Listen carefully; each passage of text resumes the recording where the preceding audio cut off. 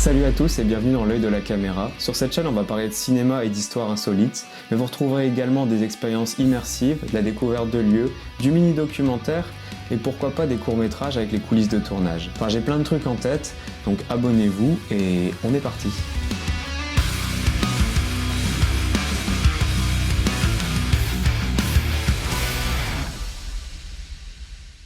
À la fois terrorisant et fascinant, les tueurs en série ont incontestablement inspiré le cinéma d'horreur. Dans cette vidéo, on va parler de celui qui a inspiré 3 grands films d'horreur tels que Psychose, Massacre à la tronçonneuse ou encore Le Silence des agneaux. On va parler du tueur en série tristement célèbre, Ed Gein. Le 16 novembre 1957, dans l'état du Wisconsin aux États-Unis, Bernice Worden, propriétaire d'un magasin à Plainfield, disparaît. On retrouve son magasin en pagaille avec de l'argent et du sang sur le sol. Un témoin aurait aperçu un certain Ed Gein rôder autour du magasin de la victime à l'heure de sa disparition. La police décide donc de se rendre à la ferme de ce dernier. Il tombe sur une maison qu'on pourrait dire tout droit sortie d'un film d'horreur. Il fait sombre et c'est extrêmement sale. Il n'y a pas d'électricité, pas de tuyauterie, puis ça pue. Mais vous doutez que s'il ne s'agit pas que de ça, sinon ça aurait juste fini dans une émission type C'est du propre. Non, ce qu'il trouve, ça dépasse complètement l'entendement. Des abat-jours, des rideaux, des gants, des draps en peau humaine sont retrouvés chez lui, ainsi que des cadavres et des morceaux humains dans des bocaux. Caché sous son lit, il retrouve des parties génitales de femmes desséchées, des jambières en peau de jambe ou encore une ceinture en téton de femme. Clairement, lui, il allait pas chez H&M pour s'habiller. Ils ont aussi trouvé dans sa cuisine un bol fait à partir d'un crâne humain ou conservé dans un tiroir des nez. Des nez.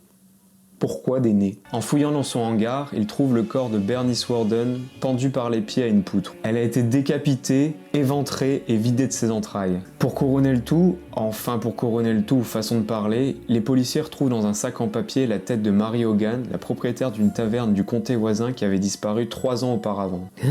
Attends, mais il a vraiment fait ça? Mais c'est dégueulasse!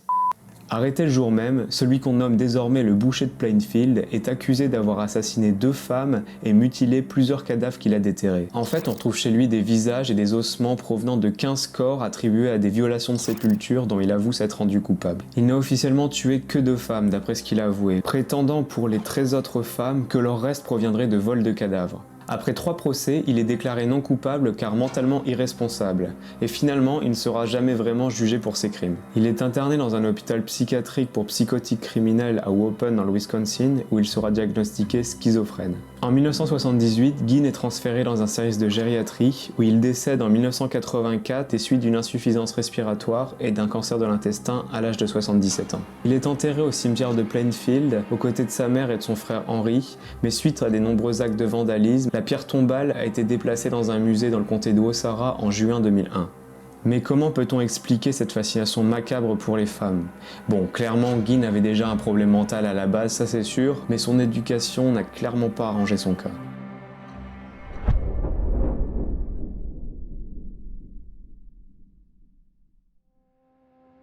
Né le 27 août 1906, Ed Gein n'est pas né dans une famille des plus normales.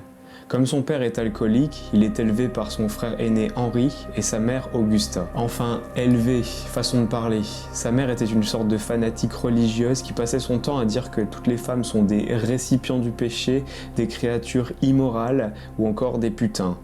Ouais, paye ton éducation. Elle a tout fait pour décourager tout désir sexuel chez ses fils, de peur qu'ils aillent en enfer. Femme dure et dominatrice, Augusta n'a aucune difficulté à imposer ses croyances par la force, tant à ses fils qu'à son mari qui n'a pas son mot à dire dans l'éducation des garçons. En réalité, la mère de Ed méprise profondément son époux, à tel point qu'elle organise des petites sessions prières auxquelles elle convie ses fils pour demander à Dieu que son mari décède.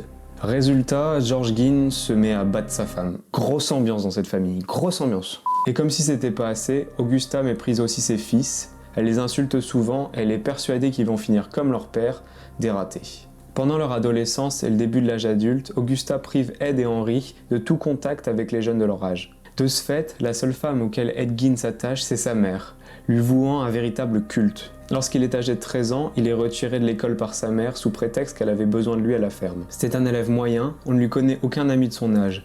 Il avait un caractère plutôt timide et efféminé, ce qui lui causera d'être la victime des moqueries de ses camarades de classe. Après la mort de leur père, le 1er avril 1940, Ed et Henry ont travaillé à droite à gauche comme homme à tout faire pour aider leur mère. Ils étaient considérés comme des hommes honnêtes et fiables. On notera que Ed faisait souvent du babysitting pour ses voisins. Il rentrait apparemment plus facilement en contact avec les enfants qu'avec les adultes, probablement parce qu'il était socialement et émotionnellement retardé. Son frère Henry commença à s'inquiéter de l'attachement malsain que Ed avait pour leur mère, attachement qui au passage s'est accentué depuis la mort de leur père. Il critiquait pas mal la relation intime qu'il y avait entre eux, ce qui avait tendance à agacer Ed, qui voyait sa mère comme une sorte de déesse. Et c'est peut-être pourquoi Henry est mystérieusement mort en 1944. Le 16 mai, Henry met le feu à un marais sur la propriété. L'incendie échappe à tout contrôle et les pompiers locaux sont appelés pour éteindre le sinistre et protéger la ferme familiale des flammes. Après plusieurs heures, on retrouve le cadavre de Henry Gein couché face contre terre. À l'époque, les policiers se sont posé des questions sur les circonstances de la mort d'Henry qui présentait des contusions à la tête. Certains enquêteurs soupçonnent Gein d'avoir tué son frère, mais aucune accusation n'est portée contre lui, le médecin légiste déclarant qu'il s'agissait d'une mort par asphyxie. Un an et demi plus tard, le 29 décembre 1945, alors qu'il a 39 ans, le décès de sa mère constitue pour lui une véritable catastrophe. Livré alors à lui-même pour la première fois de sa vie, il refuse cette mort et tente tout pour la faire revivre, en commençant par des incantations devant sa tombe. Il glisse peu à peu dans la psychose où il laisse libre cours à ses fantasmes étouffés par sa mère depuis des années. Il clôtura les pièces les plus utilisées par sa mère de son vivant et les garda intactes, comme des vrais lieux de culte. Et il finit d'ailleurs par n'habiter plus qu'une partie du rez-de-chaussée. Seul dans sa ferme, Gein pensait constamment au sexe et à la mort. Il passait son temps à lire des histoires de rites mortuaires, des revues porno ou d'anatomie. Histoires qui, au passage, il racontait aux enfants qu'il gardait. Meilleur babysitter ever. Parmi ses lectures préférées, il lisait aussi beaucoup les rubriques nécrologiques. Il se met alors à déterrer des cadavres pour découper leur peau et se faire un habit humain de femme. Vous vous rappelez les gants, les rideaux, les trucs en peau de femme ? Voilà.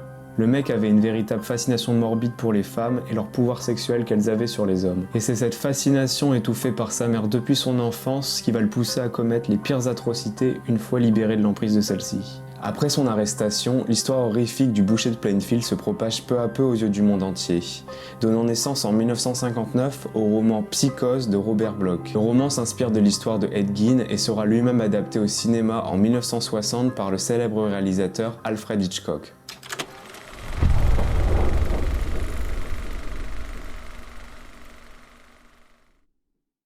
Ed Gein a inspiré Norman Bates, le personnage de Psychose, interprété par Anthony Perkins. Comme ce dernier, il était sous l'emprise d'une mère dominante et abusive. Dans Psychose, Norman Bates a assassiné sa mère après l'avoir surpris avec un homme. Il a emprunté son identité pour que sa mère continue à vivre dans sa tête. En fait, il souffre d'un terrible complexe d'Oedipe, ce qui fait qu'il est déchiré entre son désir pour les femmes et son sentiment de culpabilité à l'idée de tromper sa mère. Et à quelques détails près, on est vraiment proche de la réalité. Pour Ed Gein, son déséquilibre mental à la mort de sa mère aurait débouché sur une psychose, suite à quoi il aurait souffert d'hallucinations et il aurait pensé être un instrument de Dieu. Après avoir porté les vêtements de sa mère, il a tenté de la ressusciter en visitant les cimetières et en déterrant des corps de femmes.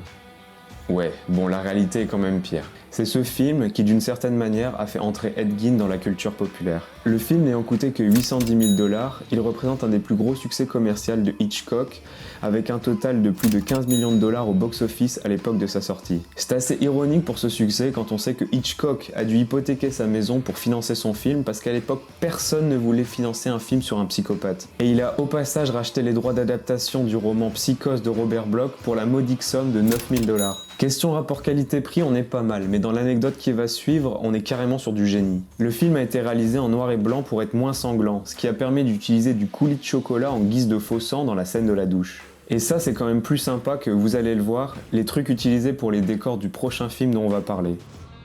En 1974 sort Massacre à la tronçonneuse de Tobe Hooper, le film qui a traumatisé des générations entières d'amateurs de cinéma d'horreur. Ed Gein a inspiré le personnage de Leatherface interprété par Gunnar Hansen. Comme Ed, il était adepte de décoration et de masques conçus à base de peau humaine. À sa sortie, Massacre à la tronçonneuse est interdit dans plusieurs pays et de nombreux cinémas cessent de le projeter en réponse à des plaintes concernant sa violence. D'ailleurs, en France, le film a été interdit pendant 8 ans. Malgré des critiques mitigées, le film s'avère très rentable, rapportant plus de 30 millions de $ au box-office nord-américain, soit environ 155,5 millions de $ en 2022. C'est ce film qui a ouvert la voie au genre du slasher.